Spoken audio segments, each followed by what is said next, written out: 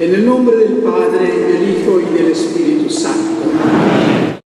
Ven, Espíritu Santo, llena los corazones de sus fieles y enciende en ellos la llama de tu amor. Envía tu Espíritu y renacerá la creación.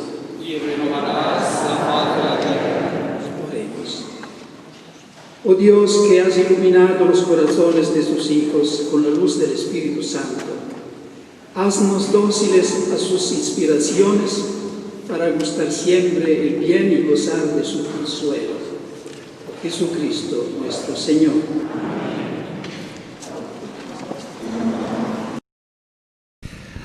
Vamos a hablar de la Eucaristía. Y hay un peligro cuando se habla de la Eucaristía, sobre todo en la Iglesia. Y es de hablar de la Eucaristía como si fuera un ausente, como si hablásemos de un ausente, mientras que estamos hablando, vamos a hablar de alguien que está presente, porque este es el primer acto de fe que tenemos que hacer. Estamos frente a la persona de quien vamos a hablar y Él nos mira. Entonces, un acto de fe en la presencia real de Jesús en la Eucaristía es el presupuesto para escuchar algo serio sobre la Eucaristía. El modo más simple y directo para ilustrar el misterio eucarístico es de comprender la misa, en la que es celebrado y vivido. Por tanto, seguiremos este camino. Como decía el párroco, en la antigüedad cristiana existía un tipo de catequesis especial llamada catequesis mistagógica. A diferencia de la catequesis ordinaria, era impartida después, no antes del bautismo, por el obispo mismo y no por subalternos. Su objetivo, como dice el nombre, era introducir a los fieles en las profundidades del misterio. Mistagógica significa introducir en el misterio. Era el momento en que se revelaban a los neófitas los misterios más sagrados que se habían tenido escondidos hasta ese momento, en razón de la disciplina del arcano, para evitar toda profanación posible. La Eucaristía era el centro y el corazón de la catequesis mistagógica. Basta leer las catequesis mistagógicas de San Cirilo de Jerusalén, por ejemplo, para darse cuenta de la solemnidad y del clima espiritual muy intenso que se respiraban en dichos momentos. Quería renovar, al menos en parte, esta tarde, esa experiencia que no hemos tenido nosotros. Para nosotros la Eucaristía no es algo nuevo a descubrir, es algo antiguo y familiar, a veces demasiado familiar. Y precisamente por esto quizá necesita de ser rescatada de la costumbre. Uno de los fines que Juan Pablo II en su carta apostólica asignaba al año eucarístico, en 2004, era de resucitar o despertar el estupor eucarístico. Es decir, la capacidad de asombrarse nuevamente cada vez ante la enormidad. Este es un término que el poeta Paul Claudel emplea para la Eucaristía. La Eucaristía es una enormidad, en un sentido positivo, es decir, algo que va más allá de todas las normas y los pensamientos. La misa está compuesta de 3 momentos esenciales: la liturgia de la palabra, la liturgia eucarística y la comunión. Y reflexionaremos sobre cada una de estas 3 partes. Primero, entonces, la liturgia de la palabra. En los comienzos de la Iglesia, en los primeros días de la Iglesia, la liturgia de la palabra estaba separada de la liturgia eucarística. Los discípulos participaban en el culto del templo. Allí escuchaban la lectura de la Biblia, recitaban los salmos y las oraciones junto con los demás hebreos. Luego se reunían aparte en sus casas para partir el pan, como dicen los Hechos de los Apóstoles, es decir, para celebrar la Eucaristía. Muy pronto esta praxis se hizo imposible, tanto por la hostilidad respecto de ellos, de los cristianos, por parte de la comunidad hebrea, como porque la Escritura, la palabra de Dios, había adquirido un sentido nuevo para los cristianos, un sentido cristológico. Todo se refería, estaba interpretado en relación a Cristo. Fue así como la escucha de la Escritura se trasladó del templo o de la sinagoga a los lugares del culto cristiano, convirtiéndose en la actual liturgia de la palabra que precede a la plegaria eucarística, que es una parte esencial de la misa. No sé, en España, pero en Italia, antes del concilio, se pensaba que si uno llega a la misa después de la homilía, la misa es buena todavía, ¿no? No es así. Una misa sin la liturgia de la palabra es una misa incompleta. Escuchadas en la liturgia, las lecturas bíblicas adquieren un sentido nuevo y más fuerte que cuando son leídas en otros contextos.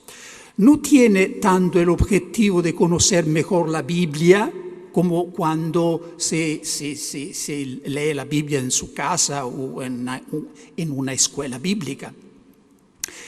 Más tiene el papel de prepararnos a reconocer a quién se hace presente en la fracción del pan, de iluminar cada vez un aspecto particular del misterio eucarístico que se va a recibir. Esto es lo que se ve en el episodio de los 2 discípulos de Emaús. Escuchando la explicación de la Escritura, el corazón de los discípulos comenzó a ablandarse, de modo que luego fueron capaces de reconocerlo en la fracción del pan. En la misa, las palabras y los episodios de la Biblia no son solamente narrados, sino revividos. La memoria se hace realidad y presencia. Lo que sucedió en aquel tiempo tiene lugar en este tiempo. Hoy, odie, como le gusta expresarse a la liturgia. Nosotros no solo somos oyentes de la palabra en la misa, sino que interlocutores y actores en ella. A nosotros allí presentes se nos dirige la palabra. Somos llamados a asumir el puesto de los personajes evocados. Algunos ejemplos ayudarán a entender qué quiero decir. Supongamos que en la primera lectura se lee un día el episodio de Dios que habla Moisés desde la zarza ardiente. Bien, en la misa nosotros estamos ante la verdadera zarza ardiente. De Isaías se lee otro día que recibe en los labios el carbón ardiente que le purifica para la misión. Y nosotros vamos a recibir en la Eucaristía en los labios el verdadero carbón ardiente, el que ha venido a traer fuego a la tierra, el Espíritu. Otra lectura, otro día, Ezequiel es invitado a comer el rollo. Toma este rollo, come, llena tu estómago de ello. Y nosotros en la Eucaristía, cuando se escucha este episodio de la Eucaristía, tiene un sentido nuevo. Tú tienes que darte cuenta que estás a punto de recibir el rollo, de comer el rollo. El rollo que ahora es la palabra misma esencial que se ha hecho carne y se ha hecho pan. La cosa se hace todavía más clara en el momento en que del Antiguo Testamento pasamos al Nuevo. La mujer que sufría hemorragias, os recordáis en el Evangelio, esta mujer estaba segura de que sería curada si lograba tocar el borde del manto de Jesús. ¿Y qué decir de nosotros que vamos a tocar mucho más que el borde de su manto? escuchaba yo una vez en el Evangelio, durante una misa, el episodio de Zaqueo, y fui impresionado por la actualidad. Yo era Zaqueo, a mí se dirigían las palabras de Jesús: hoy debo alojarme en tu casa. Imagínate escuchar esta palabra como dirigidas a ti cuando estás a punto de recibir adquieren un sentido todo nuevo. Ahora yo quiero alojarme en tu casa. Y después de haber recibido la comunión, se podía decir con toda verdad de mí mismo, ha ido a alojarse a casa de un pecador. Y decía a Jesús: Señor, te has vuelto a la casa de un pobre pecador. Hoy, en la misa de hoy, segundo domingo de Cuaresma, hay el episodio de la transfiguración. También este episodio, leído, escuchado en la misa, se vuelve algo presente, no es simplemente el recuerdo de algo que pasó en el monte Tabor un día, porque en la misa Jesús se transfigura. Esta hostia blanca es el Jesús transfigurado. Los 3 discípulos que están allí muy contentos, que quieren hacer 3 tiendas, somos nosotros invitados a la misa. Que se ve, ¿no? Esta poder que tiene la Eucaristía de transformar la palabra de una narración en una representación. No solo los hechos, sino también las palabras del Evangelio escuchadas en la misa adquieren un sentido nuevo y más fuerte. Las palabras de las enseñanzas de Jesús. Un día de verano me encontraba celebrando la misa en un pequeño convento, monasterio de clausura. Como texto evangélico teníamos Mateo 12. No olvidaré nunca la impresión que me hicieron las palabras de Jesús. Aquí ahora hay uno que es más que Jonás. Aquí ahora hay uno que es más que Salomón. Yo entendía que aquellos 2 adverbios, ahora y aquí, significaba verdaderamente ahora y aquí, en este lugar, en este monasterio, no solamente hace 2000 años. Era Jesús resucitado y vivo que decía a nosotros: ¿no os dais cuenta que frente a vosotros hay alguien más que Salomón, más que Jonás? Tuve un escalofrío que me sacudió de mi sopor, de mi distracción. Ahí, delante de mí, había portando uno que era más que Jonás, más que Salomón, más que Abraham, más que Moisés. Estaba el Hijo de Dios, vivo y verdadero. Desde este día de verano, esas palabras se me han hecho queridas y familiares de modo nuevo. A menudo en la misa, en el momento en que hago la genuflexión y me levanto tras la consagración, me viene a repetir a mi interior: aquí, ahora hay uno que es más de Salomón. Aquí, ahora hay uno que es más que Jonás. Pasamos al segundo momento, que es la liturgia eucarística, con en el centro la consagración.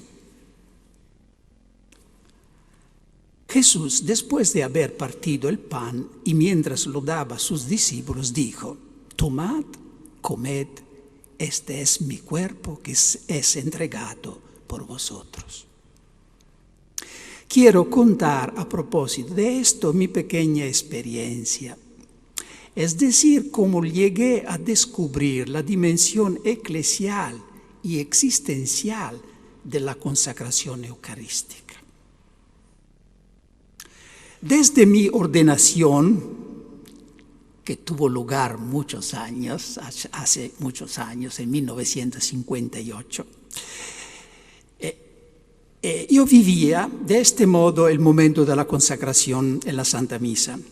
Cerraba los ojos, inclinaba la cabeza, Trataba de aislarme de todo aquello que me rodeaba para ensimismarme solo en Jesús, que en el cenáculo, antes de morir, pronunció por primera vez aquellas palabras: tomad, comed.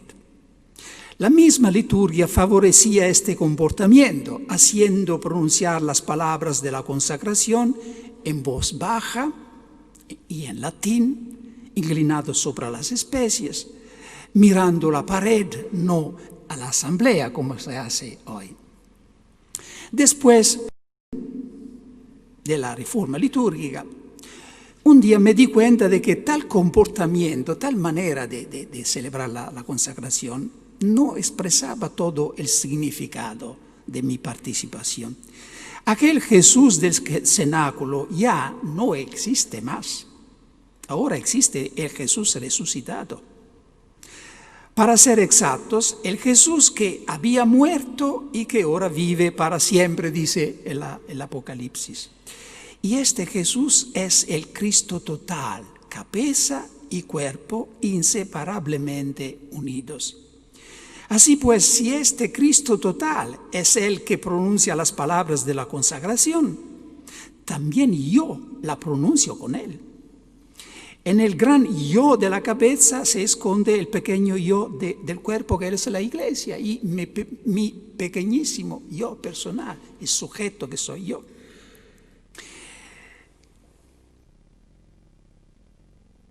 Y también yo tenía que unirme a Jesús y decir a la gente, mirándola a la gente: hermanos y hermanas, tomad y comed, este es mi cuerpo que quiero entregar por vosotros.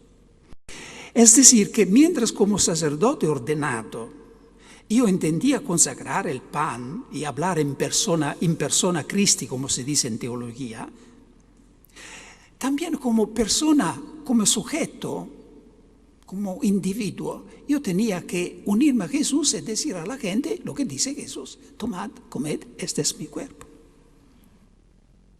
Desde el día que comprendí esto, ya no cierro más los ojos en el momento de la consagración, sino que miro a los hermanos que tengo delante de mí, o si celebro solo, pienso a la gente que tengo que servir durante el día, y pensando con ellos digo: tomad, comed, este es mi cuerpo. Y después entendí que esto no era ninguna novedad, ninguna cosa personal, no era mi pensamiento, era en la Escritura. Por ejemplo, ¿por qué San Juan no nos relata la institución de la Eucaristía, mas en lugar de esto pone el lavamiento de los pies? Es para decirnos que, para poner en relieve la consecuencia de la Eucaristía, es decir, el servicio, dar la vida para los otros. Y en su primera carta, San Juan explica esto, dice: Él ha dado su vida para nosotros, por esto también nosotros tenemos que dar nuestra vida para los hermanos.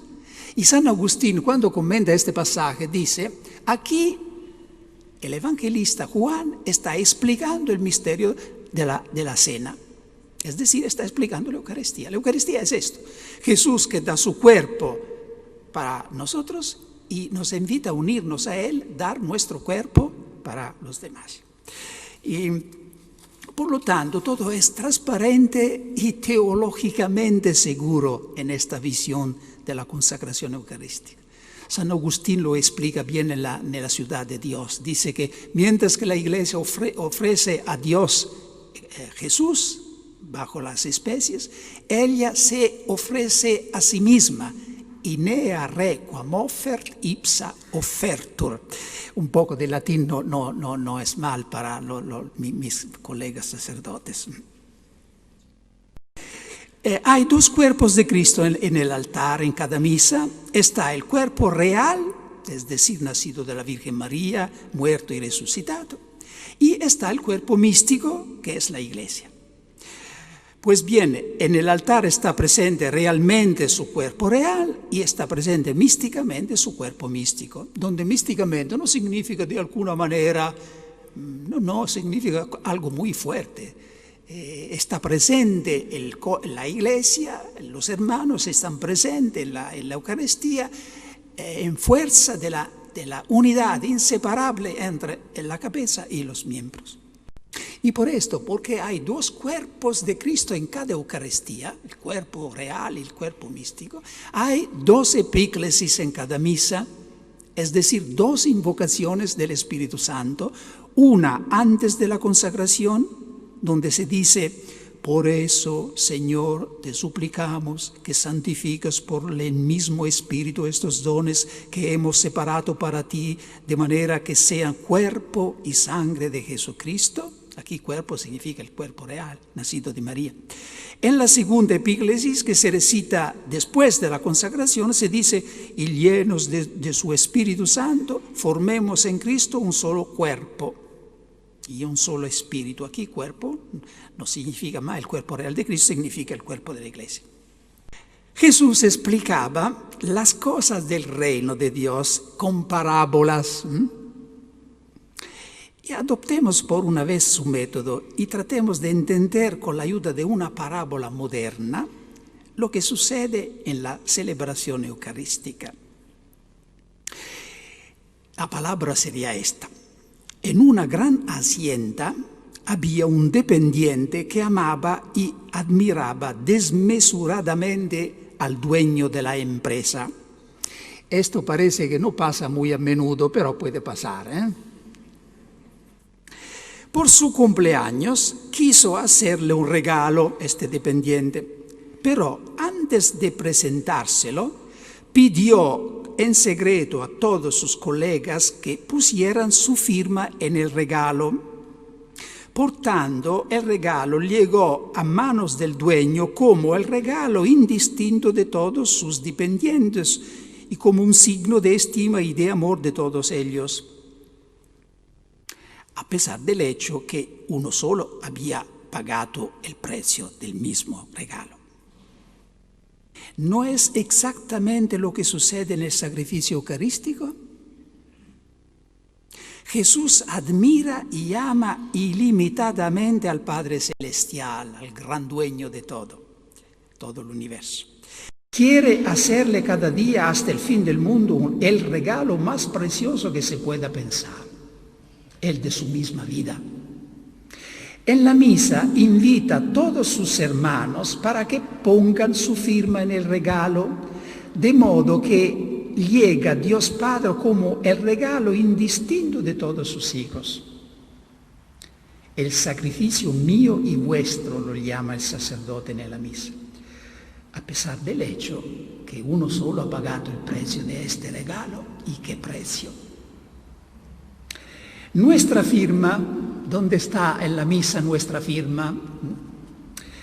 Nuestra firma son las pocas gotas de agua que se mezclan con el vino en el cáliz, como explica bien la oración que acompaña este gesto.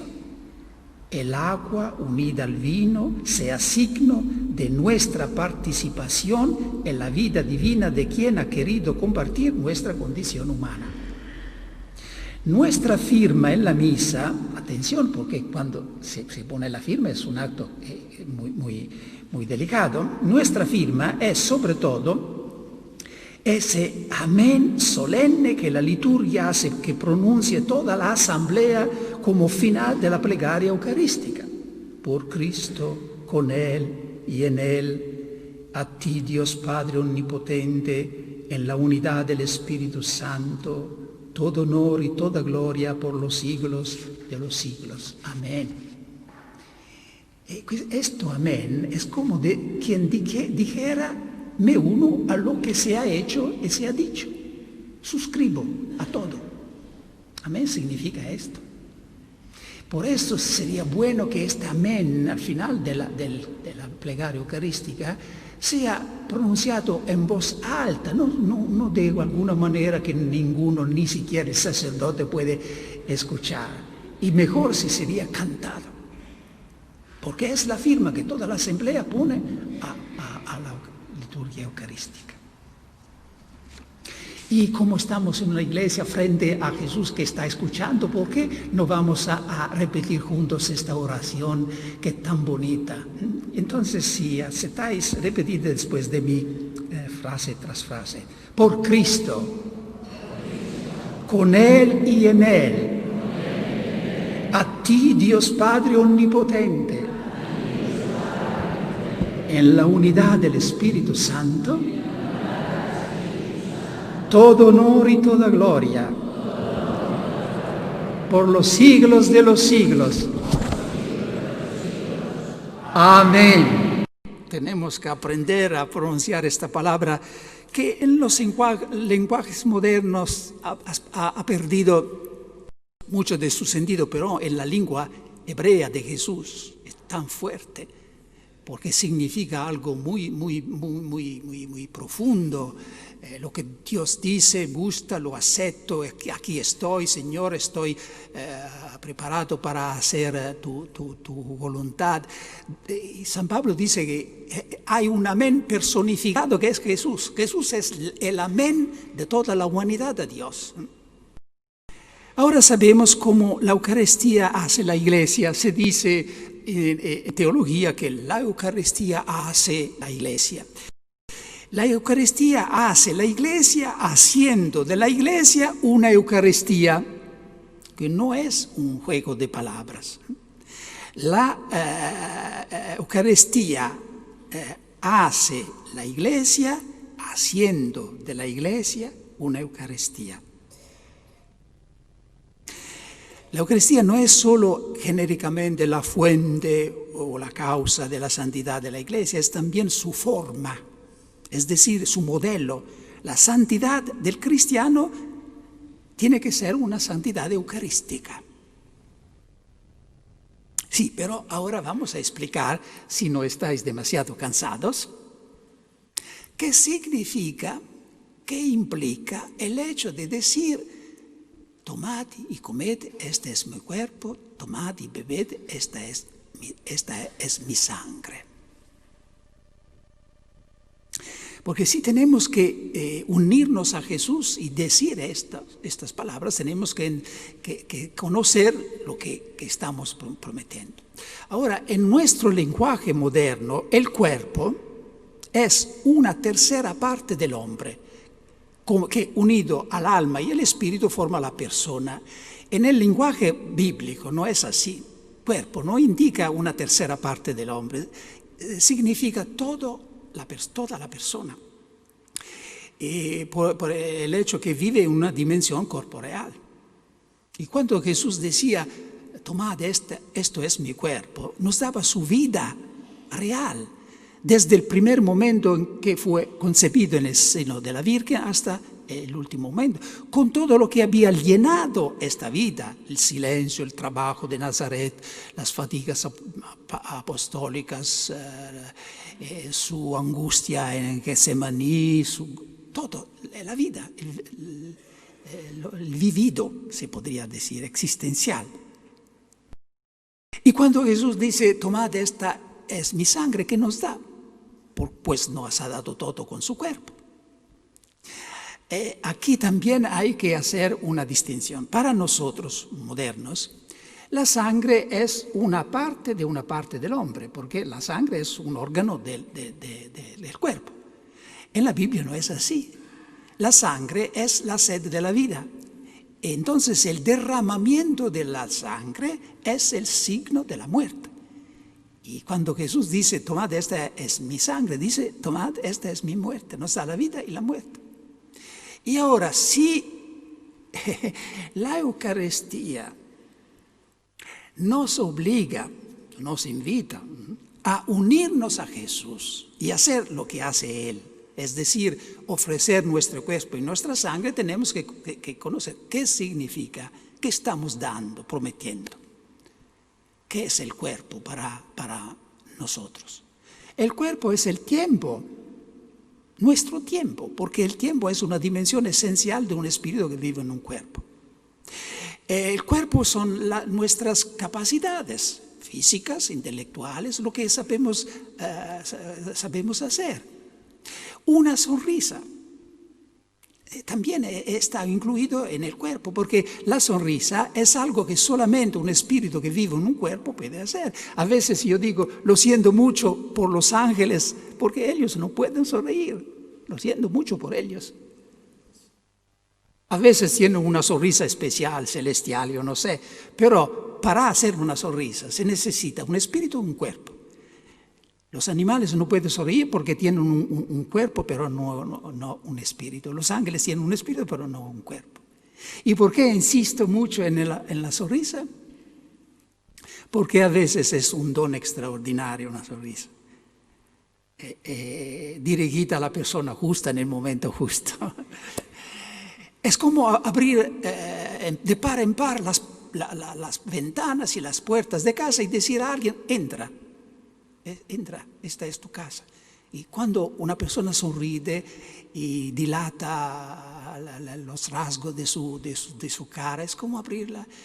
Y a veces una sonrisa es como una inyección de esperanza que se da. Este es el cuerpo.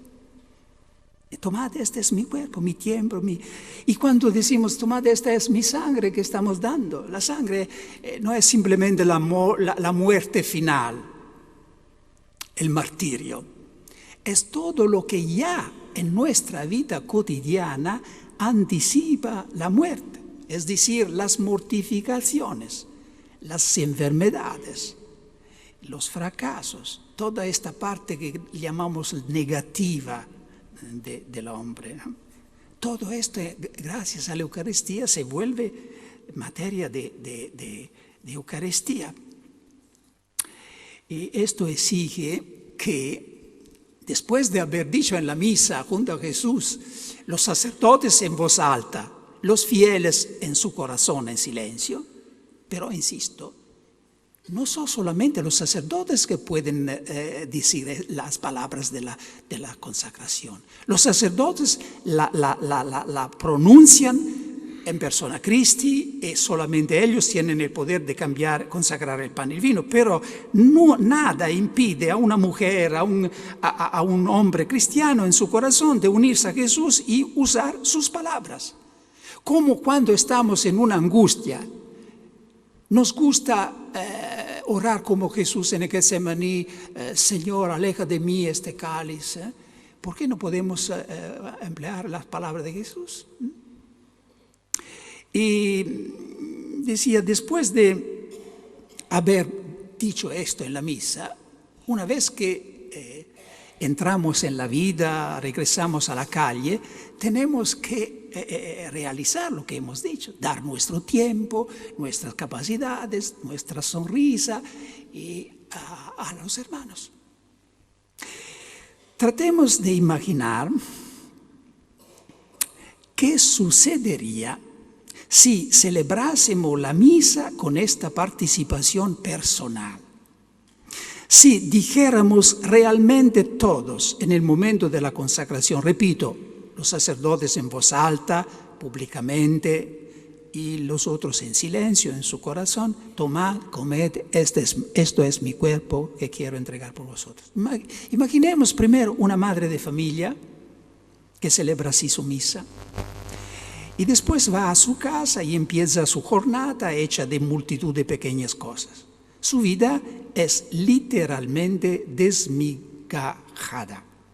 Pero lo que hace no es una poca cosa, es una Eucaristía. Su jornada es una Eucaristía. Pensemos en una religiosa que vive de este modo la misa. Después también ella se va a su trabajo cotidiano, los enfermos, los niños, los ancianos. Su vida puede parecer fragmentada en miles de cosas que llegada la noche no dejan ningún rastro en la historia. Una jornada aparentemente perdida y sin embargo es Eucaristía. Imaginemos un sacerdote, un párroco, un obispo que celebra así su misa, diciendo a la gente, tomad y comed, este es mi cuerpo, tomad y bebed, esta es mi sangre.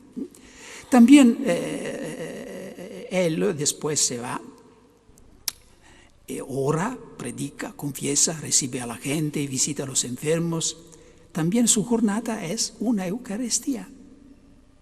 La Eucaristía no es simplemente el misterio que se celebra una media hora a la mañana. Esta es la inauguración de una Eucaristía más larga que tiene que ocupar toda la vida. Hacer de su vida una ofrenda, hacer de su vida un servicio, porque es la única manera de salvar su vida. Hacer de nuestra vida el servicio, un servicio a los demás, es la única manera de salvar su vida. Solo permanece lo que se ofrece. Un gran maestro de espíritu francés decía, por la mañana, en este tiempo la misa se celebraba solamente en la mañana, por la mañana yo soy el sacerdote y él, Jesús, es la víctima. A lo largo de la jornada, él, Jesús, es el sacerdote y yo soy la víctima. Como se ve, toda una misa. Y los jóvenes, ¿qué podemos decir a los jóvenes en relación a la Eucaristía?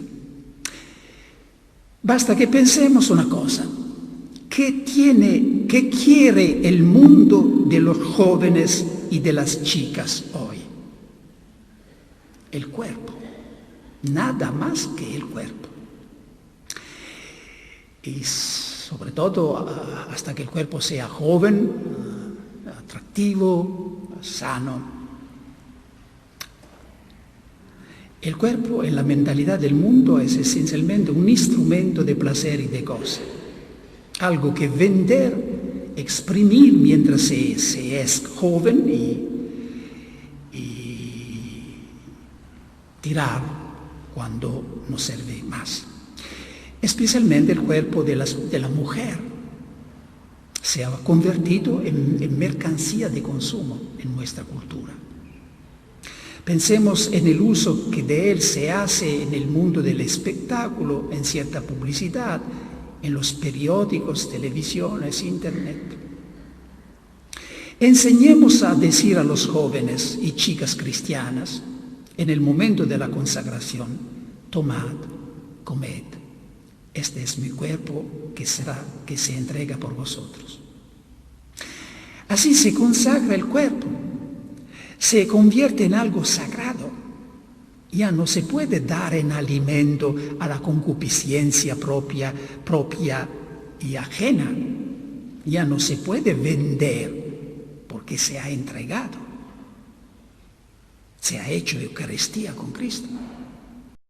El apóstol Pablo escribía a los primeros cristianos: el cuerpo no es para la fornicación, sino para el Señor.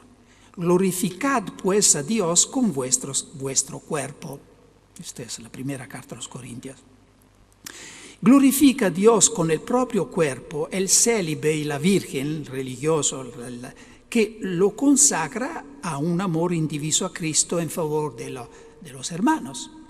Glorifica pero también a Dios con el propio cuerpo, quien se casa, haciendo de él un don de amor para la alegría del cónyuge y para la transmisión de la vida. El cuerpo es algo sagrado. Pero el cuerpo no es solo sexualidad.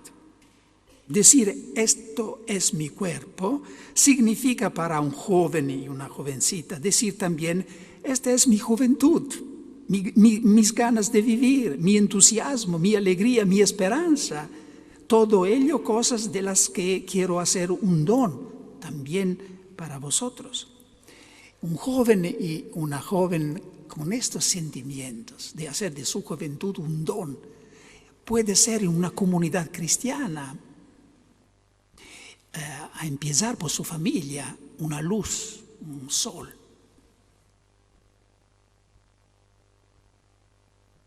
¿Estáis cansados? Si estáis cansados, voy a contarles una pequeña historia. Una pequeña historia que se refiere a mi relación con Juan Pablo II. Primera vez que di mi homilía en San Pedro, en la presencia del Papa y todos los cardinales, en 1980, y subí al altar del Papa y empecé a hablar y me di cuenta que tenía que hablar muy despacio porque había un resonido en la Basílica de San Pedro. Hablando despacio duré 10 minutos más que estaba previsto y el obispo que estaba en este tiempo encargado del horario del Papa estaba un poco nervioso porque después el Papa tiene que presidir la camino al Via Crucis. Y muy a menudo miraba su reloj, yo no lo veía porque estaba al lado de mí. El día siguiente, este obispo contó a algunas hermanas lo que pasó después de la liturgia. Después de la liturgia del Viernes Santo, el Papa lo llamó y sonriéndole le dijo: cuando un hombre de Dios nos habla, no tenemos que mirar a nuestro reloj. Yo no soy un hombre de Dios, por supuesto, el Papa en esto se ha equivocado, pero yo veo que estáis imitando al Papa, ninguno ha mirado su reloj. Y tenemos todavía una pequeña parte, porque hay un tercer momento en la misa, ¿eh? Después de la liturgia de la palabra y de la consagración que llega la comunión. Un filósofo ateo dijo: el hombre es lo que come, Feuerbach, queriendo decir con ello que en el hombre no existe una diferencia calitativa entre materia y espíritu, sino que todo en él se reduce al componente orgánico y material. Y con ello, sin quererlo, se ha vuelto a dar una vez más el hecho de que un ateo ha dado la mejor formulación de un misterio cristiano. Gracias a la Eucaristía, el cristiano es verdaderamente lo que come. Hace ya mucho tiempo, escribía San León Magno, nuestra participación en el cuerpo y sangre de Cristo no tiende a otra cosa que a convertirnos en aquello que comemos. Pero escuchemos lo que dice a propósito de el mismo Jesús, del Evangelio de Juan, capítulo 6. Lo mismo que el Padre que vive me ha enviado y yo vivo por el Padre, también el que me coma vivirá por mí. Este adverbio por mí tiene un sentido muy profundo, significa vivirá por la vida que llega de mí, gracias a la vida que recibe de mí, y significa también vivirá por mi gloria, un sentido de proveniencia y de destinación. En efecto, el principio vital es el principio vital más fuerte, es que asimila consigo al menos fuerte, no al contrario. El vegetal es el que asimila al mineral. Es el animal el que asimila al vegetal y al mineral, no al contrario. Cuando trasladamos este principio a la relación entre nosotros y Jesús, el principio vital más fuerte es Él, no nosotros. Entonces, aquí hay algo muy diferente. En la comida normal es el que come asimila la comida. Aquí es el contrario, la comida asimila así el que la come. Estos son ejemplos clásicos, se repiten. En cambio, quería insistir en otro aspecto de la comunión eucarística. La carta a los Efesios dice que el matrimonio humano es un símbolo de la unión entre Cristo y la Iglesia. Ahora bien, según San Pablo, la consecuencia o la ley del matrimonio es que el cuerpo del marido llega a ser de la esposa y viceversa, el cuerpo de la esposa llega a ser del marido. Cuerpo hemos visto que no significa solamente la componente física, significa toda la persona en el lenguaje bíblico. Entonces, cuando se dice que los dos formarán una carne sola, no se tiene que entender esto de manera muy limitada, es una unión solamente física. El matrimonio es algo mucho más profundo. Una carne significa en lenguaje bíblico una persona sola, un ser humano solo. Aplicado a la Eucaristía, esto significa que la carne incorruptible y vivificadora del Verbo se hace mía. Pero también mi carne, mi humanidad, mi persona se hace de Cristo. En la Eucaristía recibimos el cuerpo y la sangre de Cristo, pero también Cristo recibe nuestro cuerpo y nuestra sangre. Él nos dice, tomad y comed, este es mi cuerpo. También nosotros decimos a Él, toma y come, este es mi cuerpo. No hay nada en mi vida que no pertenezca a Cristo. Nadie debe decir, Jesús no sabe lo que significa ser una mujer, porque Él nunca ha sido una mujer, ha sido un hombre. Ninguno tiene que decir, Jesús no sabe qué significa ser un anciano, porque Él murió a 33 años. Jesús no estaba casado, entonces uno podría decir, Jesús no sabe qué significa ser casado, perder un hijo. No se puede decir eso. Porque gracias a la Eucaristía, todas estas experiencias humanas se vuelven suyas en el sentido más fuerte y más realístico. Jesús no pudo hacer todas las experiencias humanas posibles, era un hombre limitado. Fue un hombre, no una mujer, murió joven, pero gracias a la Eucaristía toda esta humanidad, esta experiencia humana se vuelve suya. Lo había entendido muy bien la beata Isabel de la Trinidad, que en una carta a su mamá decía, la esposa pertenece al esposo. El mío, es decir, mi esposo, me ha tomado. Él quiere que yo sea para Él una humanidad añadida. Gracias a la Eucaristía, nuestra vida se vuelve una humanidad añadida a la de Cristo. Es algo muy fuerte esto. Una responsabilidad enorme. Es decir, en mis ojos se vuelven los ojos de Cristo. No puedo yo entrar por mis ojos todo lo que ofende a Jesús. En el rito de la misa anterior a la reforma litúrgica, os recordáis, antes de iniciar el ofertorio, el sacerdote se dirigía al pueblo y decía, Dominus vobiscum, ¿no? El Señor esté con vosotros, antes del ofertorio.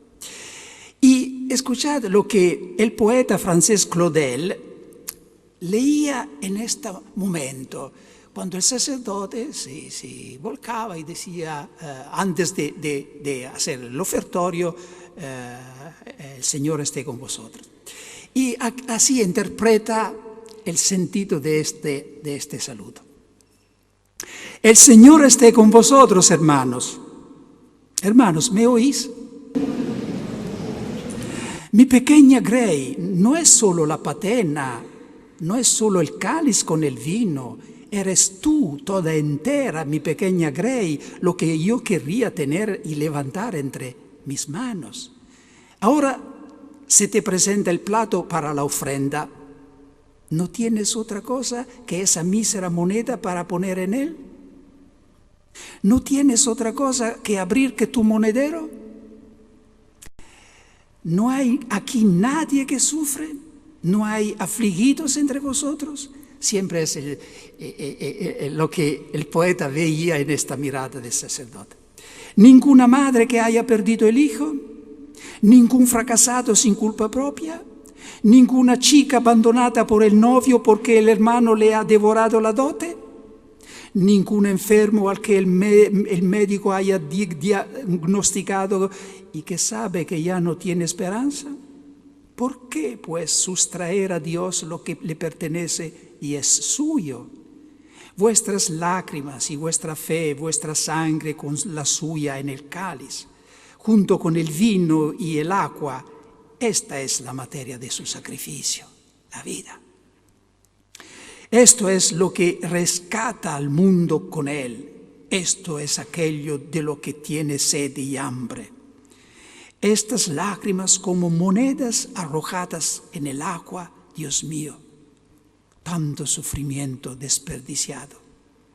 Tened piedad de él, hermanos, que solo tuvo 33 años para sufrir. Unid vuestra pasión a la suya, visto que solo se puede morir una vez. Pero dar a Jesús nuestras cosas, nuestra vida, nuestras experiencias, nuestros gozos y lágrimas, es solo el primer acto. Del dar se debe enseguida pasar en la comunión al recibir. Recibir nada menos que la santidad de Cristo. Yo llamo todo esto el golpe temerario, el golpe de audacia en la vida. Y si no hacemos este golpe de fe, de apoderarnos de la santidad de Cristo, no entenderemos nunca la enormidad de la Eucaristía, porque la Eucaristía es algo enorme. Hay un acto que realizado entre los hombres es pecado y está penado por la ley. En cambio, con Cristo no solo está permitido, sino que es sumamente recomendable. Y es la apropiación indebida. ¿Me entendís qué quiero decir? Sí, apoderarse de algo que no te pertenece. Sí, el furto. Eso no se puede hacer entre los hombres. En cambio, Jesús nos invita a hacerlo. En cada comunión, Cristo nos instiga a hacer una apropiación indebida. Indebida, es decir, no debida, no merecida, puramente gratuita. Nos permite de apoderarnos de su santidad. Incluso cuando hemos recibido la comunión, podemos hacer una pequeña oración dirigida al Padre Celestial. Padre Celestial, ahora mírame y regocíjate. Como está escrito que te regocijaste cuando primero creaste el mundo y viste que todo era bueno. Porque tu Hijo Jesús ha hecho de mí una nueva creación. Su santidad está en mí, es mía. ¿Tendremos nunca en la vida este atrevimiento de decir esto? Este es el cristianismo. El cristianismo es algo diferente de toda religión. Porque cada religión empieza diciendo a la gente lo que tiene que hacer, los deberes. El cristianismo no empieza así. El cristianismo empieza diciendo a la gente lo que Dios ha hecho en Cristo para ellos. Es gracia. Y la Eucaristía nos permite de hacer la experiencia de esta gracia. Recibir la Eucaristía significa recibir la santidad de Cristo, su humildad, su obediencia, su pureza, por fe se entiende. Y lo sé, la objeción sería ahí, entonces nuestro esfuerzo, la obediencia a los comandamientos, todo esto es justo, pero es el fruto, la consecuencia del don recibido, no la causa. Dios no nos salva porque hemos hecho algo. Tenemos que hacer algo, esforzarnos porque nos ha salvado, porque tenemos la gracia. San Pablo, en la primera carta a los Corintios, capítulo 10, versículos 16 y 17, dice: el cáliz que bendecimos no es comunión con la sangre de Cristo, y el pan que bendecimos no es comunión con la sangre de Cristo. Pues hay solamente un pan. Todos nosotros que participamos de este pan formamos un cuerpo solo. Ahora, si os dais cuenta, la palabra cuerpo recurre 2 veces en estos 2 versículos, pero con un sentido diferente. En el primer caso, cuando dice el pan que bendecimos no es comunión con el cuerpo de Cristo, aquí cuerpo significa el cuerpo real nacido de la Virgen María. En el segundo versículo, cuando dice pues participamos de un único pan, formamos un cuerpo solo. Aquí cuerpo significa un cuerpo, la iglesia, ¿no?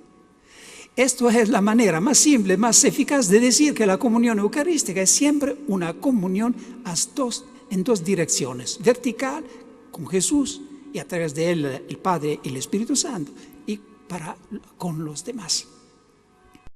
No es una comunión verdadera, profunda, duradera, si no es comunión también con los hermanos. No hay reconciliación. Nos recordamos lo que dice Jesús: si estás a punto de hacer tu ofrenda y allí te recuerdas que hay algo entre ti y un hermano, vete primero, reconcíliate y después.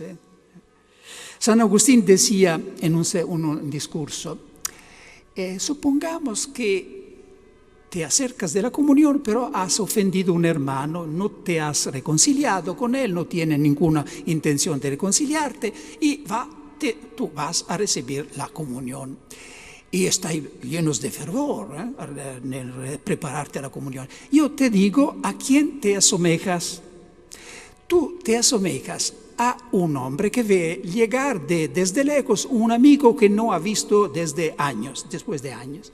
Y lleno de gozo corre a su encuentro, se levanta en la punta de los pies para besarlo en la frente y abrazarlo. Pero mientras que hace esto, no se da cuenta que él está pisoteando, se dice en castellano, pisoteando los pies con zapatos clavados. Porque los pies de Jesús son las hermanas, especialmente los pobres, marginalizados, los que sufren, los que entienden, todos estos que Jesús quería de manera tan especial. El que ha dicho sobre el pan, este es mi cuerpo, ha dicho esto también del hermano. Cuando ha dicho, lo habéis hecho a mí, es como decir, era yo. Yo me recuerdo siempre, estaba predicando en un país muy pobre del tercer mundo y veía en las calles niños pobres con vestidos muy, muy sucios que estaban buscando algo que comer. Y a un cierto momento me parecía que como Jesús que me repetía, mira, este es mi cuerpo. Mira, estos niños, es mi cuerpo. Ya el aliento cortado, porque me daba cuenta que era verdad. Y ahora, hermanos, sabemos qué significa decir, cuando recibimos la comunión, decir amén. El cuerpo de Cristo. Amén. Es una responsabilidad enorme también, porque significa yo acepto, sí, el cuerpo del Hijo de Dios, pero acepto, amén, digo sí, digo ya, también al hermano que no me gusta, al hermano que me ha ofendido, a mi enemigo, al pobre. Que el Señor, que el Espíritu de Jesús nos ayude a vivir la Eucaristía, sino cada vez de esta manera tan completa, al menos en cada Eucaristía realizar un pensamiento de lo que hemos escuchado. Por esto el Señor no quiso darnos la Eucaristía una vez en la vida y solamente, ¿no? Nos permite de celebrar la Eucaristía cada día, porque sabía que en una vez solamente no podíamos recibir todo lo que hay en la Eucaristía. Por esto se celebra cada día, de manera que cada día podemos alimentarnos de alguna riqueza de este misterio enorme, de esta enormidad que es la Eucaristía.